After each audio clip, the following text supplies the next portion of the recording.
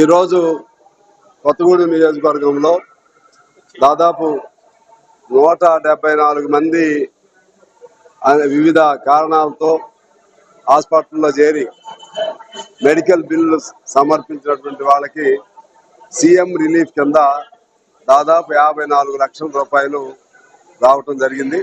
ఈ కొత్త ప్రభుత్వం వచ్చినాక దీనిలో కొన్ని కొత్తవి ఉన్నాయి, కొన్ని పాతవి కూడా ఉన్నాయి.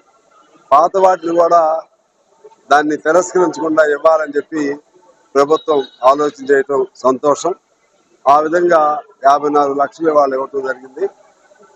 ప్రభుత్వాన్ని కోరుతా ఉన్నాం, ఇంకొద్దిగా వాళ్ళకి పెట్టిన ఖర్చులో మరికొంత వెసులుబాటు ఉండే విధంగా ఇంకొద్దిగా అధికంగా ఇస్తే బాగుంటుందని అనిపిస్తుంది.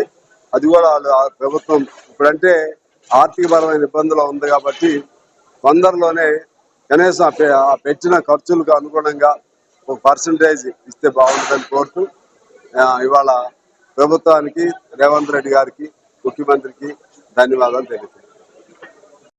ఈరోజు కొత్తగూడెం నియోజకవర్గంలో దాదాపు 174 మంది